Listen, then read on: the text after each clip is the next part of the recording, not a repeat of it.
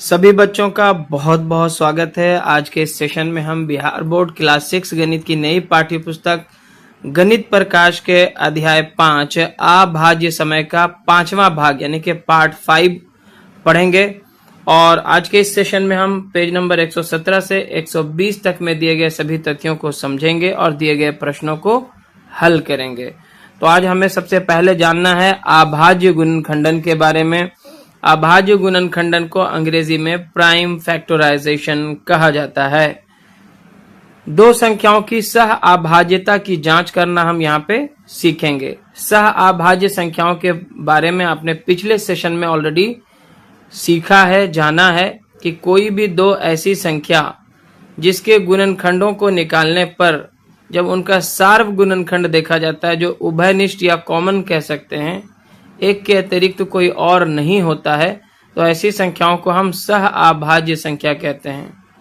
और जब दो संख्याओं के सार्व गुणनखंड में एक के अतिरिक्त कोई और संख्या भी जो अगर सार्व गुणनखंड के रूप में आए तो वह जो है सह अभाज्य संख्या नहीं हो सकती है। तो यहाँ पे शिक्षक बच्चों को 2 नंबर दे रहे हैं, 56 और 63, और पूछते हैं कि क्या यह सह अभाज्य संख्या है। अब यहाँ पे अंशु क्या करता है, वो 56 को इस तरह से लिखता है 14 गुने 4, जो कि सही है, 14 चौके 56 होता भी है। और 63 को वो लिखता है 21 गुने 3 के रूप में, 21 या 63 होता है। इस प्रकार आप देख सकते हैं कि 14 और 4 जो है संख्या 56 के गुणनखंड है, बिल्कुल सही है।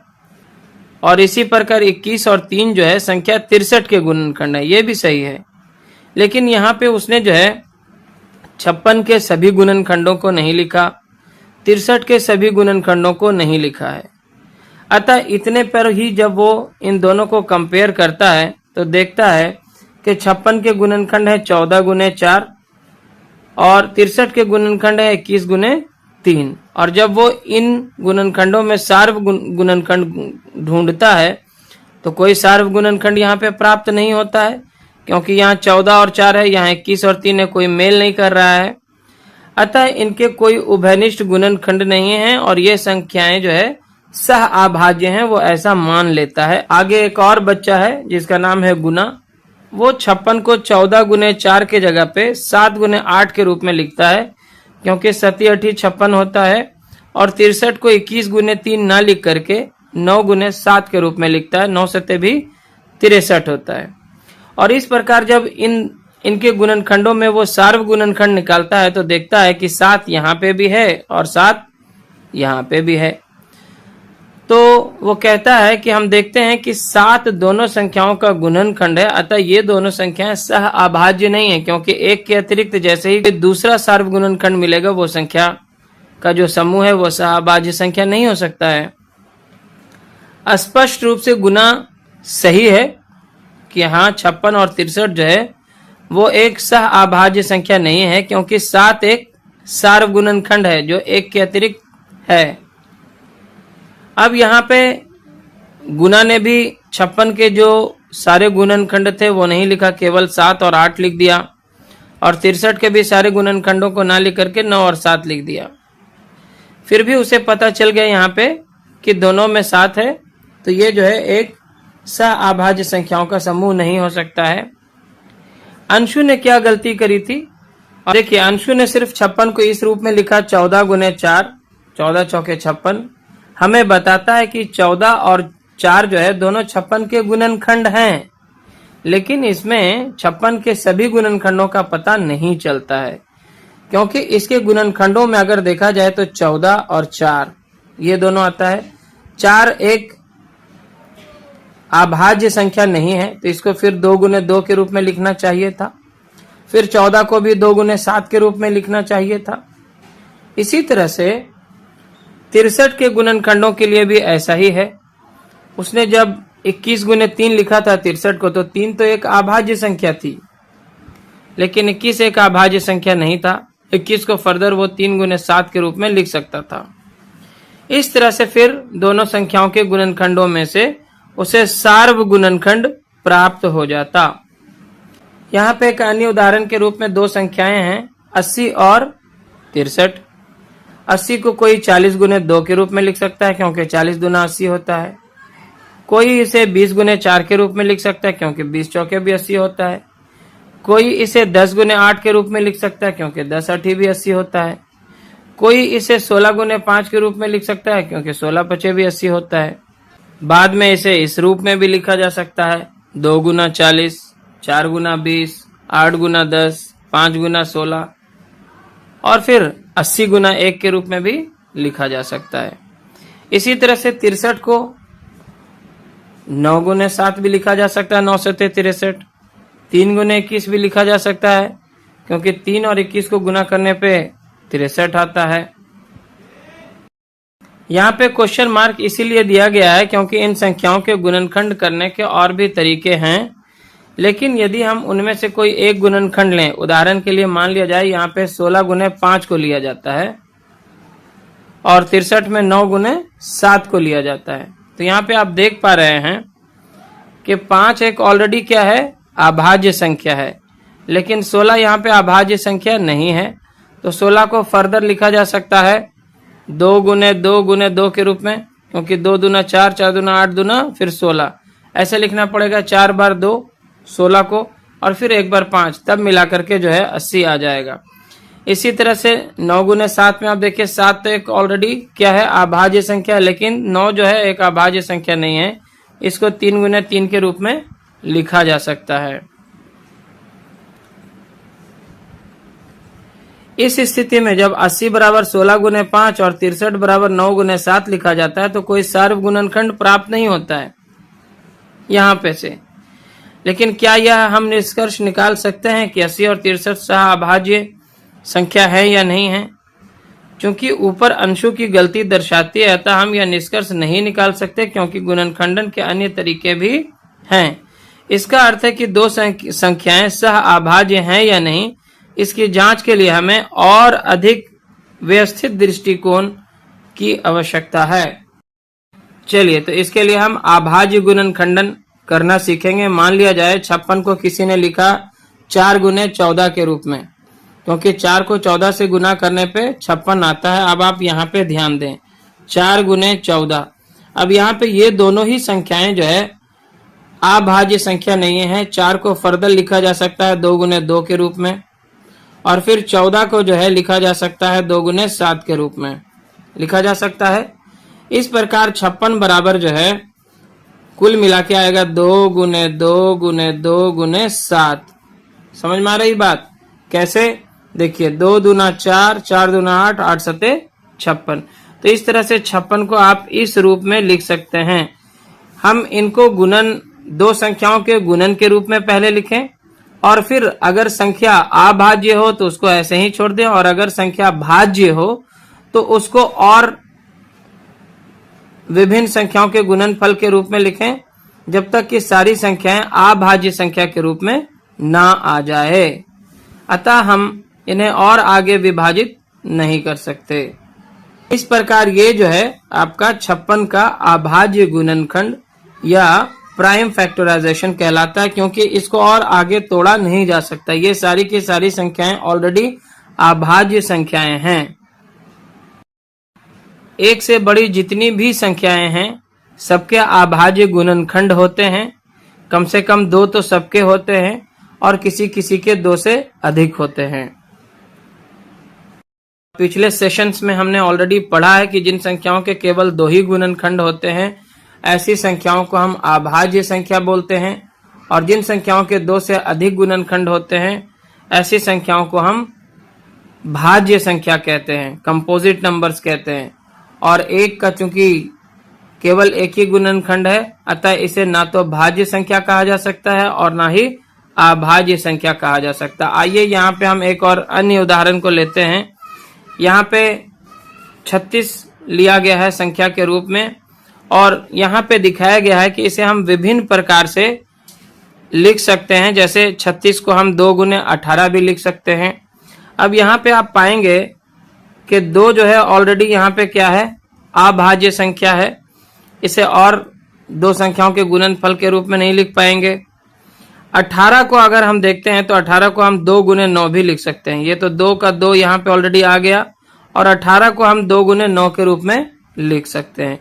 यहाँ पे ये वाला 2 और ये वाला 2 ये ऑलरेडी क्या है, अभाज्य संख्या है, लेकिन ये जो 9 है ये अभाज्य संख्या अभी नहीं है। तो फर्दर हम क्या करते हैं, 9 को जो है 3 गुने 3 के रूप में लिख देते हैं। 3 3 9 और ये दोनों 2 ऑलरेडी यहाँ पे पहले से था। तो इस प्रकार जो है 36 का जो अभाज्य गुणनखंड निकल के आता है ये इस तरह से आता है 2 दूना 4, 4 तिया 12, 12 तिया 36, यानी कि 2 बार 2 है और 2 बार 3 है। अगर कोई 36 को इस प्रकार लिख दे 3 गुने 12 तो भी सही होगा, क्योंकि 12 तिया 36 होता है। अब इस स्थिति में क्या होगा, 3 का देखिए 3 ऑलरेडी अभाज्य गुणनखंड के 3 यहाँ पे ऑलरेडी अभाज्य संख्या के रूप में है, लेकिन 12 को फर्दर 3 गुने 4 के रूप में लिखा जा सकता है। अब इस प्रकार जो है ये 3 भी क्या हो चुका है, अभाज्य संख्या हो चुका है और 4 को जो है हम 2 गुने 2 के रूप में लिख सकते हैं। इस तरह से अब 2 गुने 2 भी क्या है, अभाज्य संख्या है। अब इसको अरेंज करके अगर आप लिखेंगे तो पहले 2 बार 2 लिख दीजिए और फिर 2 बार 3 लिख दीजिए, तो बात वही आ गई, जो इसका था वही इसका भी आ गया। इस स्थिति में भी हमारा जो है अभाज्य गुणनखंड यही निकल के आएगा। इसी तरह से 36 को अगर कोई इस तरह से लिख ले 4 गुने 9 के रूप में, तो 4 नमा भी 36 होता है, ये भी सही है। लेकिन यहाँ पे हम देखते हैं कि 4 जो है एक अभाज्य संख्या नहीं है। इसको तब तक लिखते जाना है जब तक कि अभाज्य संख्या ना प्राप्त हो जाए। तो अब 4 को इस तरह से लिख सकते हैं हम 2 गुने 2, 2 दूना 4 हो गया। यहाँ पे 2 और 2 जो है अभाज्य संख्याएं हैं। अब 9 को 9 यहाँ पे रहने दिया गया है। अगला लाइन में 9 को जो है 3 गुने 3 के रूप में लिखा गया और ये 2 गुने 2 पहले से था। तो यहाँ पे भी देखिए इस तरह से भी अगर आप आगे बढ़ते हैं तो फाइनली आपका जो डेस्टिनेशन है आप वहीं पहुंचेंगे 2 गुने 2 गुने 3 के रूप में। इसी तरह से अगर कोई 36 को 6 गुने 6 के रूप में लिख दे, 6 छके 36, तो भी कोई फर्क नहीं पड़ेगा। इसका भी गुणनखंड लास्ट में यही आएगा। जैसे देखिए 6 एक अभाज्य संख्या नहीं है तो इसको और तोड़ेंगे 2 गुने 3 के रूप में, तो 2 तिया 6 हो गया और गुना 6 को एज इट इज यहाँ पे रखा गया है। अब ये 2 गुना 3 यहाँ पे आ गया, 2 गुने 3, ये दोनों ही अभाज्य संख्या है और फिर 6 को भी 2 गुने 3 के रूप में लिखा जा सकता है, 2 तिया 6। इस तरह से यहाँ पे 1 बार 2, यहाँ पे 1 बार 2, 2 बार 2 हो जाता है और फिर 2 बार 3 हो जाता है। तो ये भी देखिए 2 तिया 6, 6 दूना 12, 12 तिया 36, तो फिर भी हम 36 पे ही पहुंचेंगे। तो इस तरह से अलग अलग संख्याओं के गुणनफल के रूप में किसी संख्या को लिखा जा सकता है और बाद में उन संख्याओं को तब तक गुणनफल के रूप में लिखते जाएं जब तक के अभाज्य संख्याएं ना आ जाएं। इस प्रकार हम दी गई कोई बड़ी संख्या को कोई 2 छोटी संख्याओं के गुणनफल के रूप में लिखें और फिर उन संख्याओं का अभाज्य गुणनखंड निकालते जाएं जब तक कि सारी संख्याएं अभाज्य संख्याओं के रूप में ना आ जाएं, और जब सारी संख्याएं अभाज्य संख्याओं के गुणनफल के रूप में बचें तो वही उस संख्या का अभाज्य गुणनखंडन या प्राइम फैक्टराइजेशन होगा। पिछले उदाहरणों में हमने देखा कि परिणाम तक जो है कई तरीकों से पहुंचा जा सकता है। जैसे 36 के गुणनखंड को कोई इस रूप में लिखा था 2 गुने 2 गुने 3 के रूप में, 2 दूना 4, 4 तिया 12, 12 तिया 36। किसी ने 36 को ऐसे लिखा 2 गुने 3 गुने 2 गुने 3, 2 तिया 6, 6 दूना 12, 12 तिया 36। या किसी ने ऐसे लिखा 3 गुने 3 गुने 2 गुने 2, 3 तिया 9, 9 दूनी 18, 18 दूना 36। तो क्या क्रम जो है 2 गुने 2 गुने 3 यानी कि छोटा से बड़ा में ही अभाज्य गुणनखंड लिखना चाहिए? क्रम इम्पोर्टेंट है या नहीं है? यहाँ पे आप एक उदाहरण देखिए। यहाँ पे आप देख पा रहे हैं कि यहाँ पे कुल मिला के 30 क्यूब्स हैं और इनको इस रूप में लिखा गया है 2 गुना 3 गुना 5 के रूप में। 2 तिया 6, 6 पचे 30। अगर कोई इसके क्रम को बदल के भी गुना कर दे, 5 गुने 3 गुने 2 भी कर दे या 3 गुने 2 गुने 5 भी कर दे तो कोई फर्क नहीं पड़ेगा। अगर आप उल्टा भी इसको गुना करते हैं 5 तिया 15, 15 दूना 30 ही आता है। अगर कोई इसे ऐसे लिख दे 3 गुने 2 गुने 5, ठीक है ना, पहले इसको फिर इसको लिख दे तो 3 दूना 6, 6 पचे 30, उतना ही आता है। यानी कि गुना करने के क्रम में जो है संख्याओं को आगे पीछे लिख करके गुना करने से कोई अंतर नहीं होता है। यहाँ आपको केवल ये देखना है कि कोई संख्या उस गुणनखंड में कितनी बार है। जैसे यहाँ पे देखिए 2 कितना बार है, 2 बार। 3 कितना बार है, 2 बार। यहाँ पे भी 2 ही बार आना चाहिए, 1 बार। यहाँ पे देखिए 2 बार। यहाँ पे 3, 1 बार यहाँ 1 बार यहाँ, तो 2 ही बार है। यहाँ पे भी 3 2 बार और 2 बार है। तो संख्या उतनी ही बार होना चाहिए, आगे पीछे आप लिख सकते हैं। और आगे की कक्षा में हम यानी कि क्लास 7 में हम गुणन की क्रम विनिमयता और सहचारिता के बारे में भी अध्ययन करेंगे। तो यहाँ पे जो निष्कर्ष निकल के आता है कि हम किसी भी संख्या के गुणनखंडों को जरूरी नहीं है कि क्रम में ही लिखें, क्योंकि क्रम महत्वपूर्ण नहीं है। साधारणतया अभाज्य संख्याओं को हम बढ़ते क्रम में ही लिखते हैं। मान लिया जाए कि 225 का अगर हम अभाज्य गुणनखंड निकालें तो नॉर्मली हम जो छोटी अभाज्य संख्या उसको पहले लिख लेते हैं, 3 गुने 3 गुने 5 गुने 5। लेकिन अगर कोई इसे 5 गुने 5 गुने 3 गुने 3 के रूप में भी लिखता है तो उसे गलत नहीं कहा जा सकता है। इसी तरह से 30 को हम 2 गुने 3 गुने 5 मतलब अरेंज करके लिख देते हैं। जो छोटी अभाज्य संख्या है उसको पहले और उसके बाद उससे बड़ी बड़ी अभाज्य संख्याओं को व्यवस्थित कर लेते हैं। लेकिन कोई जरूरी नहीं है कि ऐसा करना ही है, इससे अच्छा लगता है। चलिए आगे हैं, और आगे हम 2 संख्याओं के गुणनफल का जो है अभाज्य गुणनखंडन करना सीखेंगे। यहाँ पे मान लिया जाए कि 72 को हम लिखते हैं 12 गुने 6 के रूप में, 12 छके 72। अब यहाँ पे 12 भी एक अभाज्य संख्या नहीं है और 6 भी एक अभाज्य संख्या नहीं है। तो 12 का अभाज्य संख्या जब आप निकालेंगे तो 12 को फर्दर आप इस रूप में लिख सकते हैं 2 गुने 2 गुने 3, 2 दूना 4, 4 तिया 12। और इसी तरह से 6 को हम लिख सकते हैं 2 गुना 3 के रूप में। जब हम 12 गुने 6 यानी कि 72 का अभाज्य गुणनखंड एक साथ लिखना चाहें तो हम ये सारे अभाज्य गुणनखंडों को लिखेंगे, 2 गुने 2 गुने 3, और फिर इसके अभाज्य गुणनखंड को लिखेंगे। तो यहाँ देखिए 2 गुने 2 गुने 3 और फिर ये वाला 2 गुने 3 अरेंज करके इसको अगर लिखेंगे तो 2 कितना बार है, 1 2 3 बार है, तो 2 गुने 2 गुने 2, और 3 कितना बार है, 2 बार है, तो 3 गुने 3, 2 दूना 4, 4 दूना 8, 8 तिया 24, 24 तिया 72। इस प्रकार जब हम इसका अवलोकन करेंगे तो हमें पता चलेगा कि 2 यहाँ पे जो है 3 बार और 3 जो है हमें 2 बार प्राप्त होता है। चलिए आगे है यहाँ पे, आइए पता लगाएं, लेट्स फिगर इट आउट। पहला क्वेश्चन यहाँ पे दिया है, निम्नलिखित संख्याओं का अभाज्य गुणनखंडन ज्ञात कीजिए। तो यहाँ पे बहुत सारी संख्याएं दी गई हैं, कुल मिलाकर शायद 10 संख्याएं हैं। यहाँ पे एक एक करके हम इनका अभाज्य गुणनखंडन निकालना सीखेंगे। किसी भी संख्या का अभाज्य गुणनखंड निकालने के लिए हम आसानी से इसे इस रूप से निकाल सकते हैं। जैसे 64 दिया गया है, 64 में इस तरह से आप एक लाइन खींच दीजिएगा यहाँ पे ऐसा। अब 2 से पहले ट्राई करते हैं 64 में भाग लगता है कि नहीं। तो हम देख पा रहे हैं कि इसके इकाई के स्थान पे 4 है, तो इसमें 2 से भाग लग जाएगा, तो यहाँ 2 लिखेंगे। 2 से कितना बार में ये कटेगा, 2 तिया 6 और 2 दूना 4, 32 बार में कटता है, क्योंकि 32 दूना 64 होता है। अब फिर 32 में फिर से 2 से भाग लग जाता है, 2 इकाई 2 और 1 बच जाएगा, तो 1 पर 2 12, 2 छके 12 आ जाएगा, यानी कि 16 दूनी 32 होता है। आप 2 से 32 में भाग लगाएंगे तो कितना आएगा, 16 आएगा। फिर 2 से इसमें भाग लग जाता है, 2 8 16, और 8 में भी 2 से भाग लग जाता है, 2 चौके 8, और फिर 2 दूना 4 और फिर 2 इकाई 2। इस प्रकार हम देखते हैं कि 64 के जो अभाज्य गुणनखंड है हमें कितने बार 2 प्राप्त होते हैं, 1 2 3 4 5 6 बार, 1 2 3 4 5 6, 2 दूना 4, 4 दूना 8, 8 दूना 16, 16 दूनी 32, 32 दूनी 64।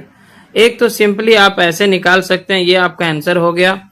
लेकिन हमें बुक में जो है इस तरह से नहीं दिखाया गया है। बुक में हमें इस संख्या को पहले दो संख्याओं के गुणनफल के रूप में लिखने को कहा गया। जैसे 64 को हम आगे लिख सकते हैं 8 गुने 8 लिख सकते हैं, क्योंकि 8 8 64 होता है। अब यहाँ पे हम देख रहे हैं कि 8 जो है एक भाज्य संख्या है, अभाज्य संख्या नहीं है। तो हम 8 को फिर ऐसे लिख सकते हैं, 8 को हम लिख सकते हैं 2 गुने 4 के रूप में। अब यहाँ पे 2 जो है हमारा अभाज्य संख्या हो जाता है, और लेकिन 4 जो है, अभी 4 को फिर से हम लिख सकते हैं 2 गुने 2 के रूप में, 2 दूना 4 हो जाएगा। इस प्रकार जो है हमारा अब ये तीनों जो संख्या है 2 गुने 2 गुने 2 अभाज्य गुणनखंड के रूप में आ चुका है। इसी तरह से आप इस 8 को भी क्या लिख सकते हैं, 2 गुने 4 लिख सकते हैं, 2 चौके 8 होता है। यहाँ पे 2 हमारा अभाज्य संख्या है, लेकिन 4 अभाज्य संख्या नहीं है। तो 4 को और अभी छोटा करने का कोशिश कीजिए, तो 2 गुने 2 हो जाएगा, 2 दूना 4 होता है। इस प्रकार आप देखिए कि सर्कल में आपके पास कुल मिलाकर कितनी संख्याएं हैं और कौन कौन सी संख्या है। तो 2 है, 1 बार, 2 बार, 3 बार, 4 बार, 5 बार, 6 बार, यानी कि 64 बराबर हो जाएगा 2 गुने 2 गुने 2 गुने 2 गुने 2 गुने 2, 6 बार लिखना है। 1 बार, 2 बार, 3 बार, 4 बार, 5 बार, 6 बार। ठीक है, तो ये जो है 64 के अभाज्य गुणनखंड हो जाएंगे। 2 दूना 4, 4 दूना 8, 8 दूना 16, 16 दूना 32, 32 दूना 64। तो आपको कौन सा मेथड ज्यादा अच्छे से समझ में आ रहा है, ये वाला या फिर पहला वाला? तो आपको जैसे समझ में आता है आप वैसे ही इसका अभाज्य गुणनखंड निकाल सकते हैं, कोई इश्यू नहीं है। चलिए अगला नंबर आपको दिखाते हैं। 105 दिया गया है। मान लिया जाए 105 को हम डायरेक्टली अगर निकालना चाहें इस तरह से, तो 2 से इसमें भाग नहीं लगेगा, क्योंकि इकाई के स्थान पे कोई सम संख्या नहीं है। अब इसके अंकों को हम जोड़ते हैं। आगे हम विभाज्यता के नियमों की जांच भी सीखने वाले हैं। तो 5 1 6 आ रहा है, जो कि 2 से विभाजित होता है, अतः ये संख्या भी 3 से पूरी तरह से विभाजित हो जाएगी। तो हम 3 से इसमें भाग लगाएंगे। 3 तिया 9, 1 लेकर के जो है 15 हो जाएगा। 3 पचे 15। जब आप 3 से 105 में भाग लगाएंगे तो 35 आएगा। कितना आएगा? 35। 35 क्या होता है? 105। अब भाग लगा के देख सकते हैं। 3 से जब 105 में भाग लगाइएगा तो पहले 3 तिया 9, 1 बचेगा ना, 1 पर 5 कितना हो जाएगा? 15। 3 पचे 15। वैसे ही कर रहे हैं, समझ गए ना? अब देखिए, अब इसमें फिर 3 से भाग नहीं लगेगा, क्योंकि 3 के पहाड़ा में 35 नहीं आता। 3 दही 30, फिर 33 आएगा। 33 के बाद फिर 36 आ जाएगा, लेकिन 35 3 का पहाड़ा में नहीं आता है। यहाँ पे हम इसमें 5 से भाग लगा देंगे तो लग जाएगा। 5 सते 35, और फिर 7 इकाई 7 लग जाएगा। यानी कि 105 का जो अभाज्य गुणनखंड होगा वो इस तरह से होगा, 3 गुने 5 गुने 7। ये तीनों ही संख्याएं यहाँ पे आप देख पा रहे हैं कि अभाज्य संख्याएं हैं। यहाँ पे केवल अभाज्य संख्या ही लिखा जाता है। तो इस तरह से ये 105 के अभाज्य गुणनखंड यहाँ पे आपको प्राप्त हो चुके हैं। लेकिन अगर आप 105 को पहले 2 संख्याओं के गुणनफल के रूप में लिखें तो क्या लिख सकते हैं? मान लिया जाए 105 को कोई ऐसे लिख ले, 15 गुने 7 के रूप में। 15 सते 105 होता है। अब आगे अगर हम देखेंगे तो यहाँ पे 7 तो हमारा क्या है? एक अभाज्य संख्या है, यानी इसके केवल 2 ही गुणनखंड हैं। ये केवल 1 और 7 से ही विभाजित होता है। लेकिन 15 यहाँ पे एक अभाज्य संख्या नहीं है, क्योंकि इसमें 5 से भी भाग लगता है। तो 15 का अभाज्य गुणनखंड क्या होगा? जब हम इसमें 3 से भाग लगाएंगे तो 3 से भाग लगाने पर ये 5 बार में कट जाएगा, तो 3 पचे 15 होता है। अब यहाँ पे 3 भी अभाज्य संख्या है और 5 भी एक अभाज्य संख्या है। तो यहाँ पे जो है हम 105 को, ये सेकेंड मेथड है, सेकेंड मेथड आपको जैसे समझ में आ रहा है आप बना सकते हैं। अब जब सारी संख्याएं सर्कल में आ चुकी हैं तो इसको आप ऐसे लिख सकते हैं, बराबर 7 गुने 3 गुने 5, या फिर अरेंज करके इसको लिख लें, पहले 3 फिर 5 फिर 7। देखिए पहले वाला में भी उतना ही आया था ना, और यहाँ पे भी उतना ही आ रहा है। तो ये हो गया आपका। तो इस तरह से आप अभाज्य गुणनखंडन निकाल सकते हैं किसी भी संख्या का। चलिए अगली संख्या हमारी है 243, तो उसका निकालते हैं। 243 है। 243 का हम सामान्य रूप से जैसे निकालना हो तो कैसे निकालेंगे?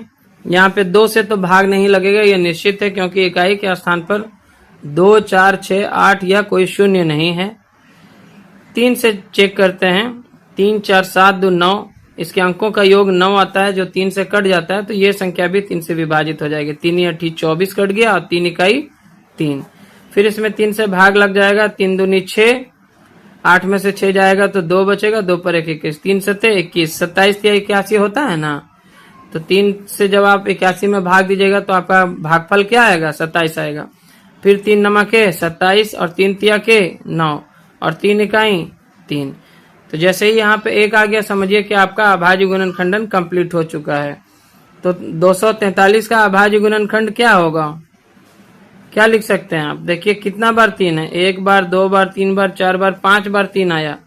1 बार, 2 बार, 3 बार, 4 बार, 5 बार। 3 तिया 9, 9 तिया 27, 27 तिया 81 और 81 तिया 3 इकाई 3, 3 8 24। 243 आने गया। चलिए सेकेंड मेथड है कि 243 को हम फर्दर किस रूप में लिख सकते हैं? मान लिया जाए कि 3 गुने 81 के रूप में लिख दिया। 81 तिया जो है 243 होता है। यहाँ पे आपको जो जो अभाज्य संख्या गुणनफल के रूप में आते रहेगा उसको जो है आपको सर्कल करते जाना। जैसे 3 यहाँ पे एक अभाज्य संख्या है, लेकिन 81 अभाज्य संख्या नहीं है। तो 81 को फर्दर आप मान लिया जाए कि किसी ने 9 9 81 के रूप में इसको तोड़ दिया। 9 गुने 9 लिख दिया। अब 9 गुने 9 भी क्या है? अभाज्य संख्या 9 नहीं है। तो 9 को अगर कोई ऐसे लिख दे 3 गुने 3, 3 तिया 9 होता है ना। और फिर यहाँ पे इस 9 को भी अगर कोई लिख दे 3 गुने 3 के रूप में, यहाँ पे गुना ऑलरेडी है। अब देखिए 3 भी अभाज्य, ये 3 भी अभाज्य, ये 3 भी अभाज्य, ये 3 भी अभाज्य। कुल मिला के कितना बार सर्कल आ गया? 3। 1 बार, 2 बार, 3 बार, 4 बार, 5 बार, यानी कि 243 बराबर लिखा जाएगा 5 बार 3। 1 2 3 4 5 बार। 3 तिया 9, 9 तिया 27, 27 तिया 81, 81 तिया 243। तो ये इसके अभाज्य गुणनखंड हो गए। अगला है 320। 320 का अभाज्य गुणनखंड हम पहले सामान्य विधि से इस आसानी से निकाल सकते हैं। 2 से इसमें भाग लग जाता है, क्योंकि इकाई के स्थान पे 0 जहां पे हो जिस संख्या में, वहां 2 से भाग लग जाएगा। अब भाग लगा के देख सकते हैं। 2 इकाई 2, 3 में से 2 जाएगा, 1 बचेगा और फिर 2 उतारेंगे, 12 हो जाएगा। तो 2 छके 12 लग जाएगा और 2 0 0। कैसे भाई? तो 2 से आप 320 में पहले भाग दीजिएगा तब ना समझ में आएगा। 2 इकाई 2, 3 में से 2 गया 1, ये 2 उतारेंगे ना आप, 2 छके 12 कट गया। अब लास्ट में एगो 0 है तो 2 में 0 से गुना करके इसको भी उड़ा दीजिए, 160 हो जाएगा। समझ में आ गया? 160 दूनी 320 होगा ना।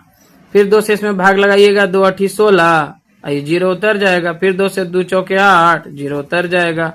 फिर 2 से 2 दूना 4, 0 उतर जाएगा। आप ऐसे भी देखिए, 20 दूना 40, 40 दूना 80, 80 दूना 160, 160 दूना 320 और 2 दहिए 20 और फिर 2 पचे 10 और फिर 5 इकाई 5। इतना आ गया। तो कितना आसानी से ये बन जाता है। अब यहाँ पे 320 के जो अभाज्य गुणनखंड है हम कैसे लिख सकते हैं? कितना बार 2 है? 1 2 3 4 5 6 बार है। तो 6 बार लिखिए। 1 2 3 4 5 6 बार। उसके बाद 5 एक बार है तो 5 एक बार लिखिए। अब देखिए इसको यहाँ पे 2 दूना 4, 4 दूना 8, 8 दूना 16, 16 दूनी 32, 32 दूनी 64 और 64 पचे कितना होगा? तो 64 में 5 से गुना करके देखिए, 5 चौके 20 के 0, बाकी 2, 5 छके 30, 2 32 आने गया 320। 320 था ना जी। चलिए आप इस 300 आप चाहें तो 320 को भी 2 संख्याओं के गुणनखंड के रूप में आप पहले लिख सकते हैं। मान लिया जाए आप लिखना चाहते हैं 64 गुने 5, आप लिख सकते हैं 320 को सेकंड मेथड में। मान लिया जाए कि 64 गुने 5 के रूप में लिखते हैं, तो 64 गुने 5 भी तो 320 से ना होता है। 320 बराबर आप लिख दिए 64 गुने 5। अब यहाँ पे 5 ऑलरेडी क्या है? एक अभाज्य संख्या है, इसको सर्कल मार दीजिए। अब बचा कितना? 64। 64 को अगर आप ऐसे लिख दें 8 गुने 8 के रूप में तो चलेगा, 8 8 64 होता है। अब अगर 2 को हम ऐसे लिखेंगे 2 गुने 4 तो 2 चौके 8 होता है। यहाँ पे ये गुना का निशान है, गुना। इस 8 को भी अगर हम लिखेंगे 2 गुने 4 तो 2 चौके 8 ही होता है, ये भी हो गया। अब यहाँ पे हमको 2 अभाज्य संख्या मिल गया, 2 और 2, 4 और गुने 4 अभी भी बचा हुआ है। तो 4 को, इस 4 को अब आप लिख सकते हैं 2 गुने 2 के रूप में, यहाँ भी दोनों अभाज्य संख्या हो गया। और इस 4 को लिख सकते हैं 2 गुने 2 के रूप में, तो ये भी 2 दूना 4 के रूप में हो गया।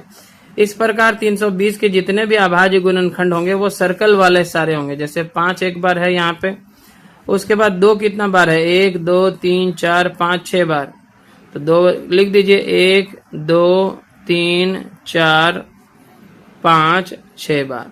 आप इतना भी लिखें या फिर आप इसको अरेंज करके लिख सकते हैं। पहले 6 बार 2, 1 2 3 4 5 6 और गुना 5, ठीक है।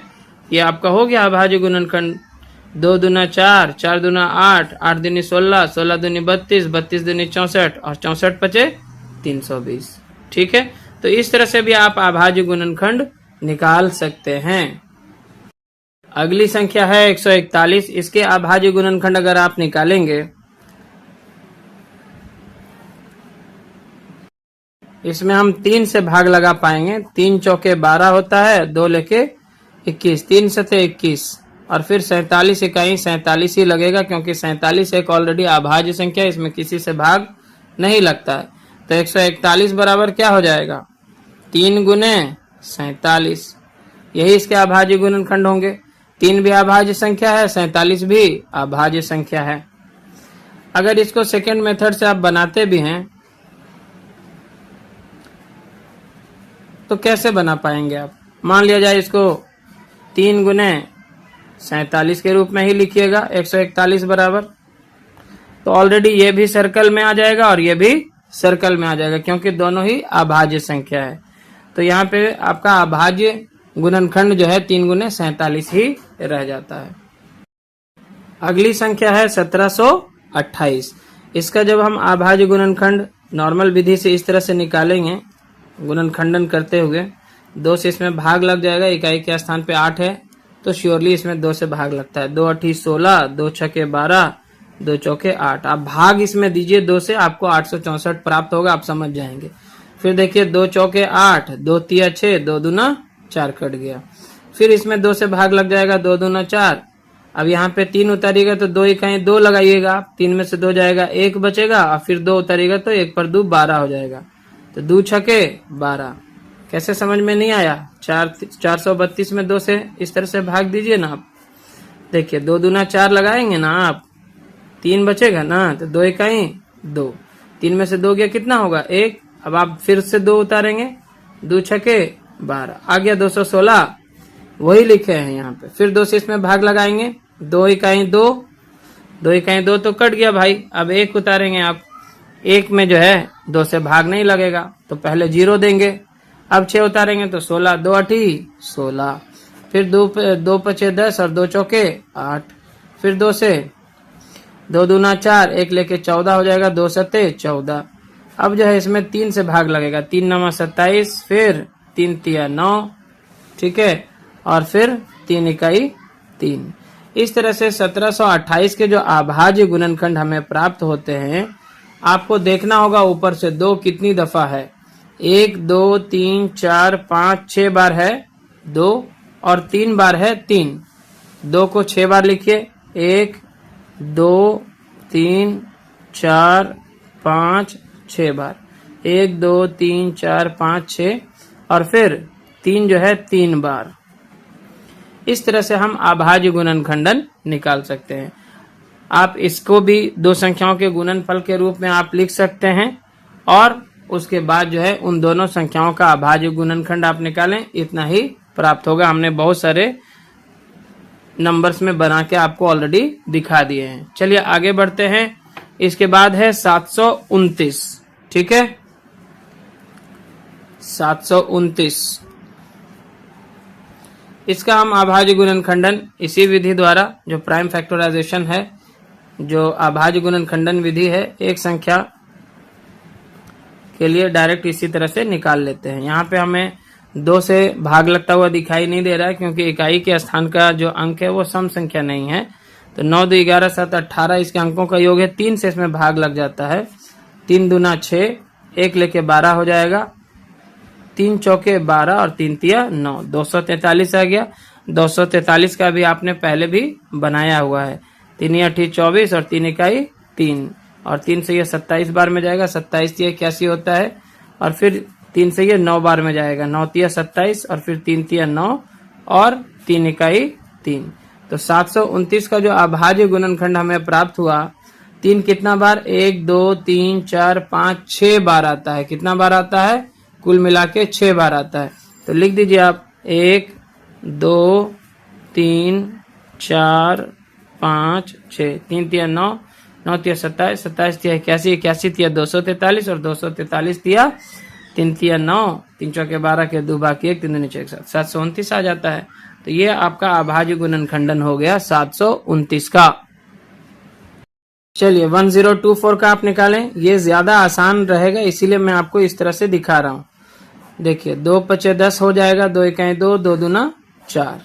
फिर 2 से इसमें भाग लगाइएगा। 2 दूना 4, 1 बचेगा। 1 पर 1 11 हो जाएगा। फिर 2 5 10 ही लगेगा, 1 बच जाएगा। 1 पर 2 12, 2 छके 12।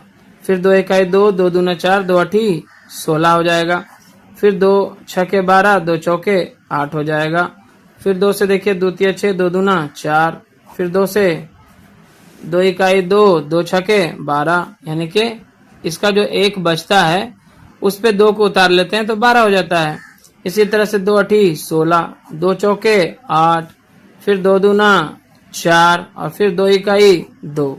इस तरह से जब हम 1024 के अभाज्य गुणनखंडों को निकालते हैं तो हमें क्या प्राप्त होता है? देखिए काउंट करना होगा ऊपर से पहले आपको। 2 कितना बार है?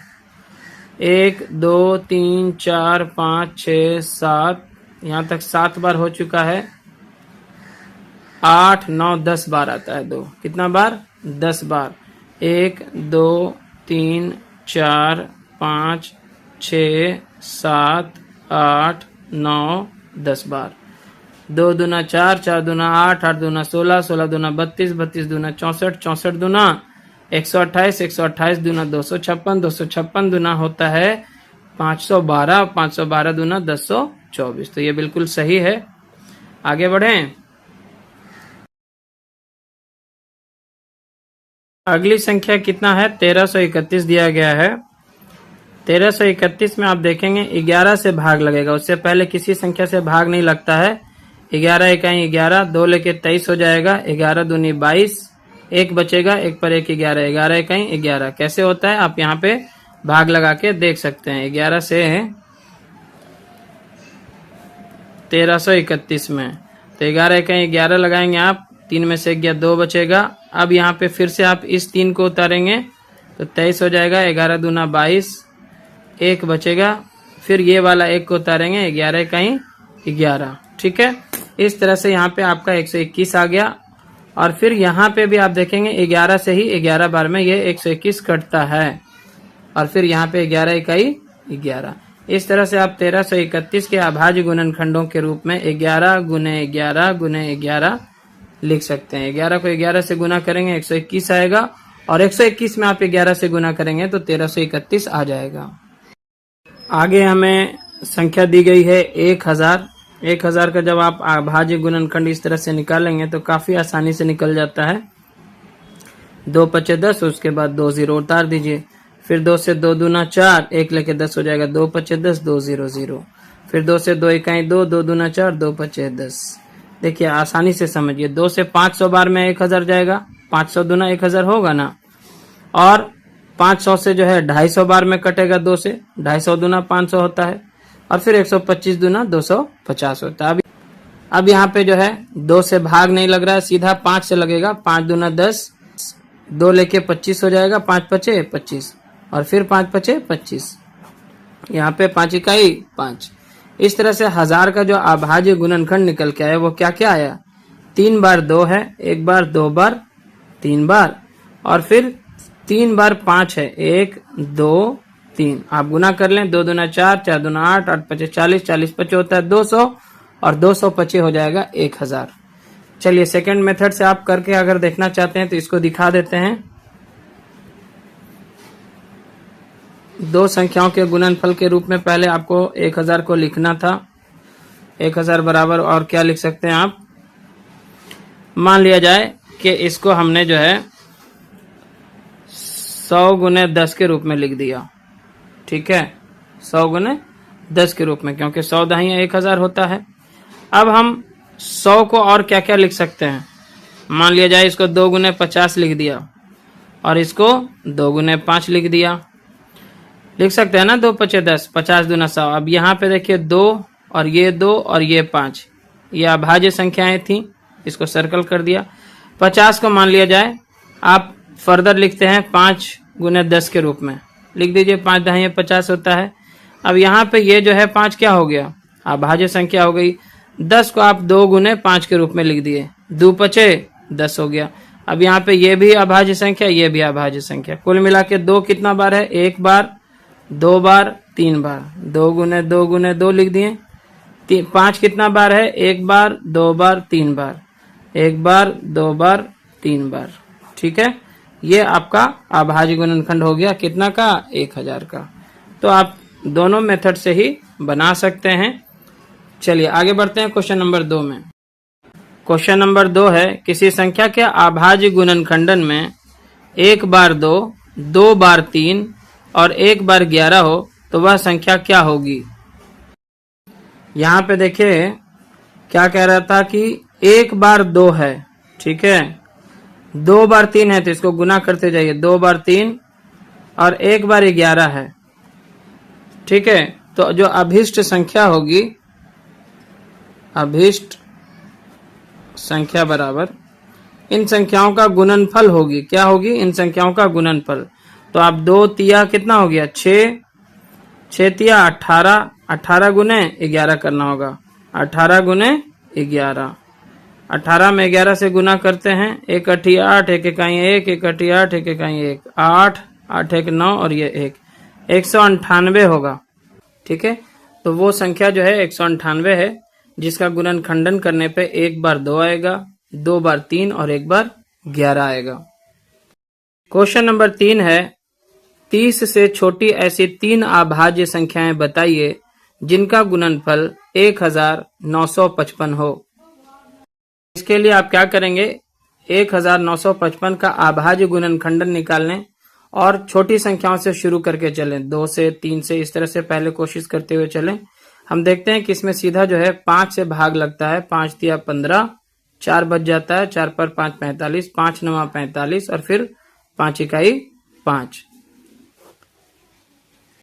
और उसके बाद जो है सीधा इसमें 17 से भाग लगेगा, 17 दूना 34, 5 बचेगा 39 में से 34 जाने पे, और उसके बाद जब आप 1 उतारेंगे तो 51 हो जाएगा, 17 तिया 51, और फिर 23 एक अभाज्य संख्या है तो 23 इकाई 23, यही रह जाएगा। तो 1955 बराबर आपका जो आता है अभाज्य गुणनखंडन के रूप में, वो क्या आता है, 5 गुने 17 गुने 23 आता है। अतः संख्याएं जो होंगी, जो 30 से छोटी 3 संख्याएं हैं, वो कौन कौन सी संख्याएं होंगी, एक तो 5 होगा, दूसरा 17 होगा, तीसरा 23 होगा। इन तीनों को जब आप गुना करेंगे तो आपको 1955 आ जाएगा। क्वेश्चन नंबर 4 है, बिना गुना किए निम्न संख्याओं का अभाज्य गुणनखंडन ज्ञात कीजिए। पहला में है 56 गुना 25, तो पहला नंबर है 56 गुने 25, तो इसको आप 2 संख्याओं के गुणनफल के रूप में लिखें। 56 को अगर हम 8 गुने 7 लिख दें तो 8 सत्ते 56 हो जाएगा, और गुना 25 को अगर हम 5 गुने 5 लिख दें तो 25 हो जाएगा। इस क्रम में जो जो अभाज्य संख्याएं आती जाएंगी उन्हें आपको क्या करना है, सर्कल कर देना है। तो ये 5 अभाज्य संख्या है, यहाँ पे ये 7 भी एक अभाज्य संख्या है। इसी तरह से 8 को आगे आप लिख सकते हैं 2 गुने 4 के रूप में, 2 चौके 8 होता है, 2 एक अभाज्य संख्या यहाँ पे हो गया। वहीं 4 जो है अभी एक भाज्य संख्या के रूप में है, तो इसको जो है आप फर्दर ऐसे लिख सकते हैं 2 गुने 2, यानी 2 दूना 4 होता है। इस तरह से 2 और 2 भी आपका अब सर्कल में आ जाता है। अरेंज कर लीजिए। सबसे पहले क्या लिखेंगे, 2 कितनी दफा है, 1 बार, 2 बार, 3 बार, 2 गुने 2 गुने 2 लिख देंगे। उसके बाद क्या है, 5 है 2 दफा, 1 2 बार 5 लिख दीजिए, और एक बार भी 7 है तो एक 7 यहाँ पे लिख दीजिए। यही इसका अभाज्य गुणनखंड होगा। देख लीजिए आप, 2 दूना 4, 4 दूना 8, 8 पचे 40, 40 पचे 200, और 200 में 7 से जब हम गुना करेंगे तो 1400 आता है। 56 में भी अगर आप 25 से गुना करेंगे, ये वेरीफाई करने के लिए कर रहे हैं। 5 6 के 30 के 0 बाकी 3, 5 पचे 25, 3 28, 2 6 के 12 के 2 बाकी 1, 2 पचे 10 1 11, तो हो गया 0, 8 2 10 के 0 बाकी 1, 3 1 4 और ये 1, ठीक है ना। 2 1 3 और एक कैरी जो था, जो बाकी था वो मिला के 4, तो 1400 यहाँ भी आ रहा है, यहाँ भी 1400 आ रहा है। देखिए 2 दूना 4, 4 दूना 8, 8 पचे 40, 40 पचे 200 और 200 सते 1400, ठीक है। तो ये हमारा अभाज्य गुणनखंडन बिल्कुल सही है। आगे बढ़ते हैं। 108 गुने 75 दिया है, तो 108 को पहले कोई दो संख्याओं के रूप में लिख लीजिए, छोटी संख्याओं के रूप में। मान लिया कि 18 के पहाड़ा में 18 6 के 108 होता है, तो 18 गुने 6 लिख लेंगे इसको हम, और गुना यहाँ पे 75 को हम लिख सकते हैं 15 गुने 5 के रूप में, 15 पचे 75 होता है। अब यहाँ पे देखिए 5 हमारा एक अभाज्य संख्या है, इसको सर्कल कर लेते हैं। 18 को देखिए आप क्या लिख सकते हैं, 9 गुने 2 लिख सकते हैं, गुना 6 को आप क्या लिख सकते हैं, 2 गुना 3 लिख सकते हैं, 2 तिया 6, और 15 को आप क्या लिख सकते हैं, 3 गुने 5 लिख सकते हैं, 3 पचे 15। यहाँ पे जो जो अभाज्य संख्या उसको सर्कल कर लीजिए। ये अभाज्य है, ये अभाज्य है, ये अभाज्य है, ये भी अभाज्य है और ये भी अभाज्य है। अब जो है 9 रह गया, इसको आप फर्दर 3 गुने 3 के रूप में लिख सकते हैं, 3 3 9। अब ये दोनों भी अभाज्य संख्या के रूप में आ चुका है। तो अब जो है सबसे पहले सीरियल नंबर से जो छोटी संख्या है, जैसे मान लिया जाए 2 है, 1 बार 2 बार, 2 ही बार 2 है तो 2 लिख लेते हैं 2 बार। उसके बाद 3 देखिए कितना बार है, 1 बार 2 बार 3 बार 4 बार, 1 2 3 4 बार। 5 कितना बार है, 1 बार 2 बार, कितना बार है, 2 बार है।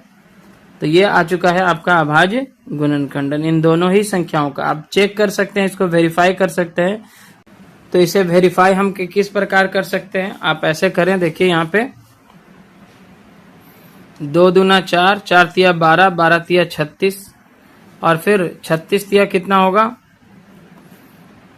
3 6 के 18 के 8 बाकी 1, 2 दूना 4, 4 तिया 12, 12 तिया 36, यहाँ तक आ चुके हैं। 36 तिया कर रहे हैं यहाँ तक, 3 6 के 18 के 8 बाकी 1, 3 तिया 9 1 10, 108।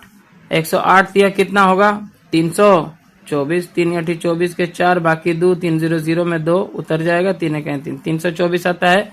और यहाँ पे हो जाएगा 5 पचे 25, तो 324 में आप 25 से गुना कर लीजिए।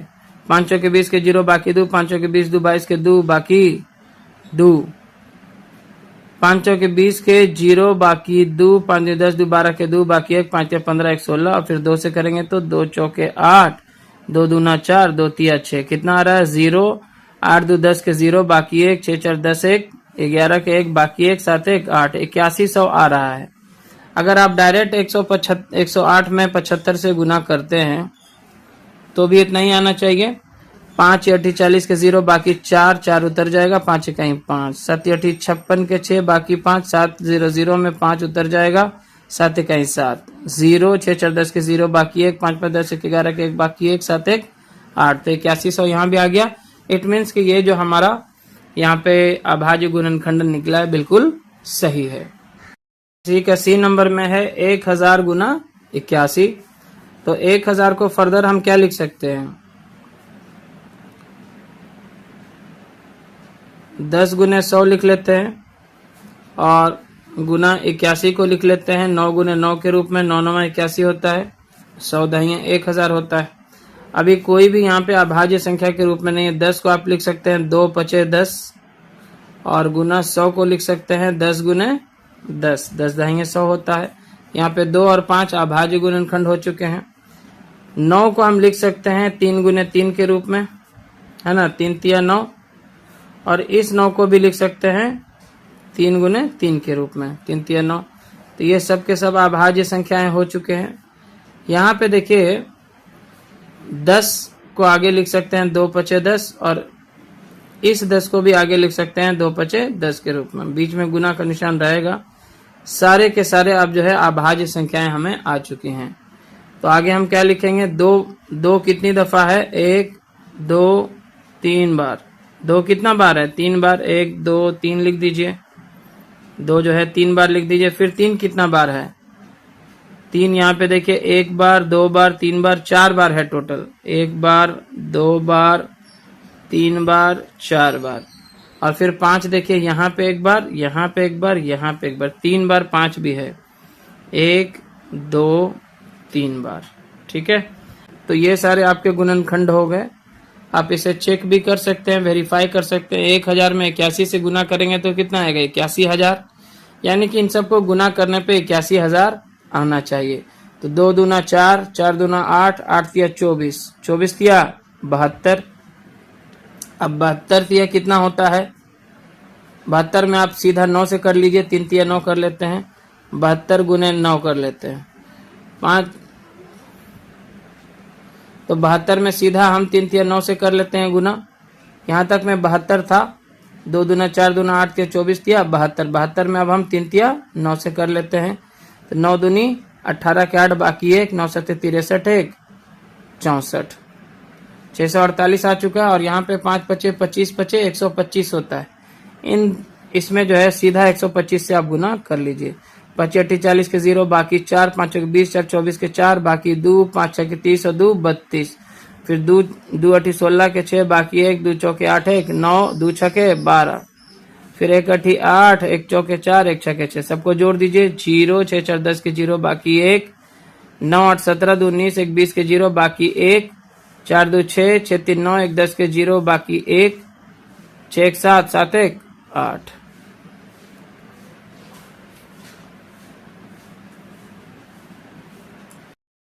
इसको फिर से आप जोड़िए, कहीं गलती हो रहा है। 0 6 4 10 के 0 बाकी 1, 9 8 17 2 19 1 20 के 0 बाकी 2 है, बाकी 2 है। 4 2 6 6 3 9, 9 में 2 मिलाएंगे तो 11 हो जाएगा। 11 के 1 बाकी 1, 6 1 7, 7 में 1 मिलाएंगे 8। 81,000 आ रहा है। यहाँ पे भी 1000 में 81 से गुना करने पे 81,000 आएगा। तो इस तरह से ये आपका जो अभाज्य गुणनखंड निकला है यहाँ पे बिल्कुल सही है। ये प्रूफ हो चुका है। आगे बढ़ते हैं। आगे क्वेश्चन नंबर 5 है, वह छोटी से छोटी संख्या क्या होगी जिसके अभाज्य गुणनखंड में 3 अलग अलग अभाज्य संख्याएं हों। तो काफी आसान है, क्योंकि तीनों ही अभाज्य संख्याएं अलग अलग होनी चाहिए और सबसे छोटी होनी चाहिए। तो सबसे छोटी 3 अभाज्य संख्याओं को इसके लिए आप गुना कर देंगे, आपका आंसर आ जाएगा। चलिए तो इसे हल करते हैं। वह छोटी से छोटी संख्या क्या होगी जिसके अभाज्य गुणनखंड में ए नंबर में है 3 अलग अलग अभाज्य संख्याओं। यहाँ पे कह दिया है कि वह छोटी से छोटी संख्या, तो हम क्या करेंगे, पहली 3 जो सबसे छोटी अभाज्य संख्याएं हैं उनको गुना कर लेंगे। तो इसके लिए हम क्या करेंगे, तो इसके लिए सिंपली हम क्या करेंगे, सबसे छोटी जो 3 अभाज्य संख्याएं हैं उनको गुना कर लेते हैं। सबसे छोटी अभाज्य संख्या क्या है, आपको याद होगा 2 है, उसके बाद 3 है और उसके बाद 5 है। तो इन तीनों संख्याओं को जब हम गुना करते हैं तो हमें क्या प्राप्त होता है, 2 तिया 6 6 पचे 30। तो वह छोटी से छोटी संख्या जो है 30 है, जिसके अभाज्य गुणनखंड में 3 अलग अलग अभाज्य संख्याएं हैं, जिसमें से एक है 2, दूसरा है 3 और तीसरा है 5। इसी तरह से क्वेश्चन नंबर बी में 4 अलग अलग अभाज्य संख्या, हमको वह छोटी से छोटी संख्या निकालना है जिसके अभाज्य गुणनखंड में जो है 4 अलग अलग अभाज्य संख्याएं हैं। तो इस बार हम पहली 4 अभाज्य संख्याओं को गुना कर लेते हैं। पहला तो होगा 2, दूसरा होगा 3, चौथा होगा 5 और चौथा क्या होगा, 5 के बाद जो सबसे छोटी अभाज्य संख्या है वो है 7। क्लियर है। तो अब इन सबको गुना कर लेते हैं। 2 तिया 6 6 पचे 30 और 30 सत्ते कितना होगा, 7 तिया 21, 210 होगा। कितना होगा, 210। तो बच्चों आज के इस सेशन में हमने यहाँ पे पेज नंबर 120 में दिए गए सभी प्रश्नों को कर लिया है हल। अगर आपको ये वीडियो लेसन पसंद आया तो जरूर से इसे लाइक करें, शेयर करें अपने सभी दोस्तों के साथ। और चैनल पे नए हैं या अपने चैनल को अभी तक सब्सक्राइब नहीं किया है तो सब्सक्राइब जरूर करें। धन्यवाद।